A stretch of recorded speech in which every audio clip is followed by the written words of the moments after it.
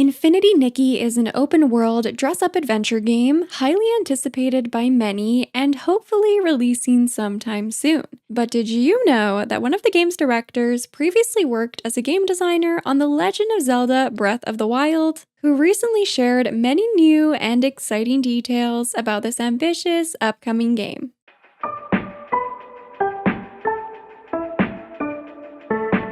Hello friends, welcome back to my channel. I'm Sarah Sunstone, and today we have a brand new episode of Thinking Out Loud, the show where I explore a variety of interesting and exciting gaming topics and share my honest thoughts with you all. Today's hot topic is a recent interview with Kentaro Tominaga, one of the directors working on Infinity Nikki, who, as I mentioned, previously worked on Breath of the Wild. This interview was incredibly insightful and provided many new and exciting details about this upcoming game. So without any further ado, let's get right into it. In case you're unfamiliar with the Nikki franchise and universe, Infinity Nikki will be the first entry making its way onto consoles, as previous titles have been mobile exclusives. The really interesting choice that's being made for this game, in my opinion, is the fact that we're combining open world elements with dress-up mechanics. I think it's pretty safe to say that this has never been done before. Keeping the history of the franchise and its player base in mind, Tominaga shared that one of the main goals for Infinity Nikki is for it to be enjoyable for players with little to no previous experience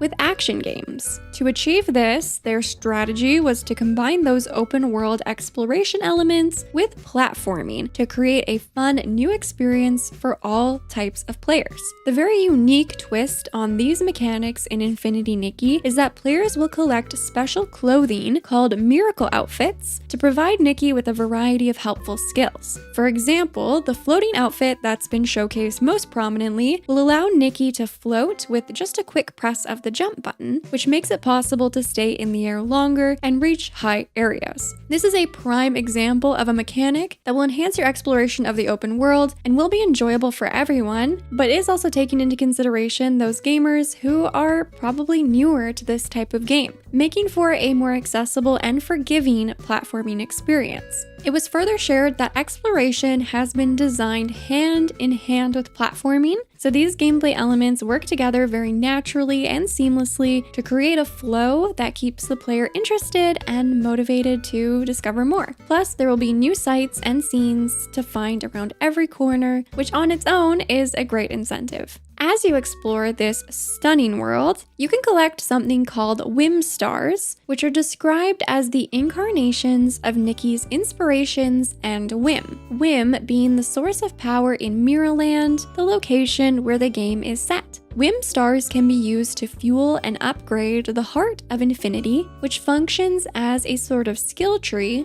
to level up Nikki and will also allow you to obtain more miracle outfits, so the outfits with special abilities. Players can hunt for more Whim Stars across the game's map in between the main story events. And this is just one of the many gameplay elements that will reward your exploration and provide a satisfying gameplay loop. Certain miracle outfits will also allow you to gather different types of crafting materials, including the fishing and bug catching outfits. So this does confirm that the bugs and fish we catch will be used to craft. There's also the Bye Bye Dust outfit that allows Nikki to brush the animals she encounters to obtain loose animal fur, a feature that was specifically suggested by Tominaga himself because while animal materials would be a good fit for creating clothes, he didn't feel that hunting would be a good fit for Nikki and wanted to provide players with something more gentle, adorable, and joyful. He also shared that every unique type of animal will react to being brushed in different ways, including dogs, cats, and birds, which is such a lovely attention to detail. There are also many characters who play important roles in the world of Infinity Nikki. Tominaga shared that he and the team put a lot of effort into these characters, especially Nikki and Momo, her cuddly companion, who is very important to Nikki. Momo will walk alongside Nikki as you explore and will do his best to keep up with you when when you're platforming and floating around the skies. He'll also take a seat inside the shops and pay attention to Nikki's conversations with others. Depicting their friendship was very important to the team, so it's great to see, again, the attention to detail here. Further, a lot of effort has been put into the townsfolk's behavior. For example, changes in weather and the time of day will impact the towns and landscapes. When it rains, clothes will appear wet, and items such as a picnic set will be moved so they stay safe from the rain. Tominaga shared that he hopes that players will notice many of these little details that can only be found at certain places, at certain moments, and he suggests taking photos when you do spot them. Tominaga also shared that new areas will be added to the world of Infinity Nikki after the game's release. Besides the grasslands, there will also be areas such as a location covered in snow and a deep forest inhabited by fairies. So that's 2 new areas or biomes that have been confirmed. Having such a variety of places to discover and explore will also make photography more interesting, which is a pretty big feature in the game as it offers a pretty deep photo mode with lots of camera options and filters to experiment with. While you can simply share those photos you take with your friends and other players, Infinity Nikki will also offer multiplayer features if you'd like to connect more closely. You will be able to join the world of other players and take pictures together.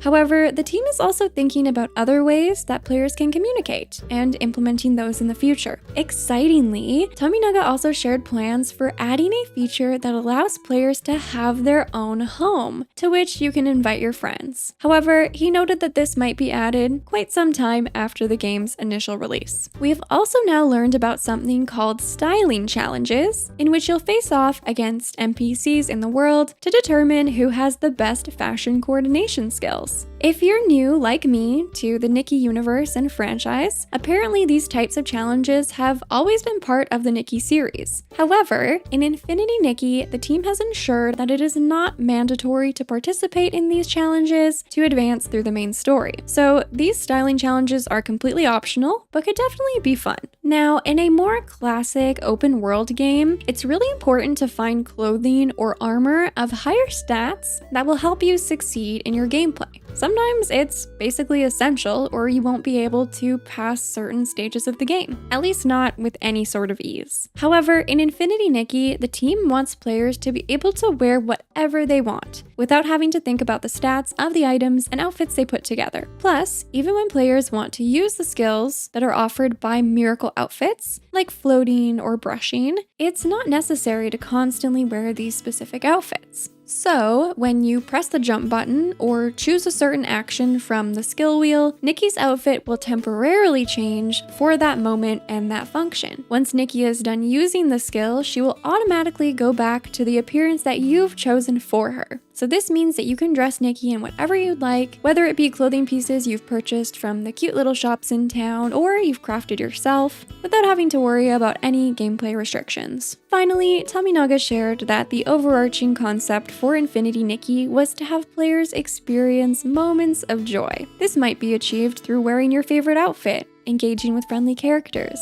visiting beautiful locations, playing alongside your friends, or who knows what else. Right now, Tominaga's main goal with the title is to deliver Infinity Nikki to players and expand upon the world after release. He shared that he hopes this game will become a title that anyone can enjoy, including all ages and all skill levels. Infinity Nikki will be releasing for PlayStation 5, PC, iOS, and Android with no set release date just yet, but the option to pre-register is available. So that was an overview and summary of the recent interview with Kentaro Tominaga, confirming lots of new features, details, and more, plus my initial thoughts on some of these topics. But what did you think?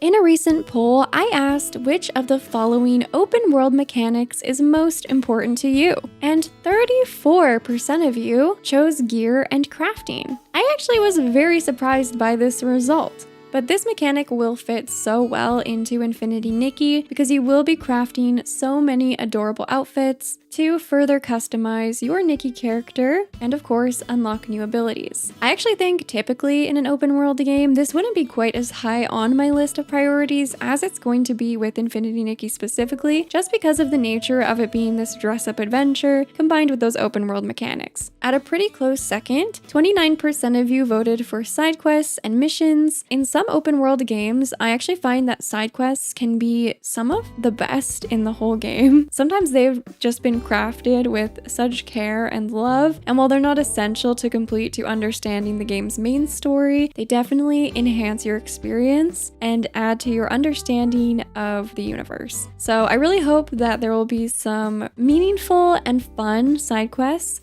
to do in Infinity Nikki. I also love when there's good variety. One of my pet peeves with open world games is when the side quests feel super repetitive. So I hope there's variety, I hope there's some meaning, and they don't all have to be meaningful. Some of them can just be like super fun, but I like for some of them to also tell a story. Next, 24% of you voted for looting and collectibles, which to be honest, I think this would be my top pick. I love looting, I love finding treasures. I think it's so motivating to discover the world. With that in mind, wondering like, oh, maybe there's a treasure chest atop this cliff. Oh, I wonder if there's something hidden in this bush or around this corner. It varies from game to game in how these systems are implemented, but in general, I just love when I can discover different collectibles and loot when I'm already just out exploring. I feel like it really enhances the way I can also mindfully experience a game because I'm paying attention to the details, I'm looking for little secrets, and I'm also just taking in the scenes and landscapes and vibes of each, little pocket of the world. So that's my top pick on this poll personally, and only 12% of you voted for traversal and platforming. And while this isn't as much of a shiny option, I suppose, you might actually be surprised how much you might realize you do value this when it's not implemented well in an open world game. When it's done well, it just feels like it's part of the experience, so we don't give it too much thought. But when it feels laborious to traverse a map or just not fun, that can almost completely make or break an open world game. So I think the good news with Infinity Nikki is that just because of these miracle outfits, that alone is going to make traversing the land so fun compared with other open world games, which often rely on fast travel, mounts, maybe some climbing and platforming, maybe some swimming if we're lucky, and not too much else. So again, while this is definitely not the most popular option, and I understand why, I do believe that the rest of the game would kind of fall apart if this isn't implemented well. So it's just some food for thought. But let me know your thoughts down in the comments, whether or not you already voted on this poll, anything and everything. You know I always love hearing from you. I'm so excited for Infinity Nikki, and I know so many of you are too. I feel like we're getting closer and closer to the release. I hope we get some kind of a date soon, but honestly, we'll just have to wait and see. Please go ahead and shine the lovely like button if you learned something new in today's video, and make sure you're subscribed with your notifications on for more Infinity Nikki content in the future. And with all that being said,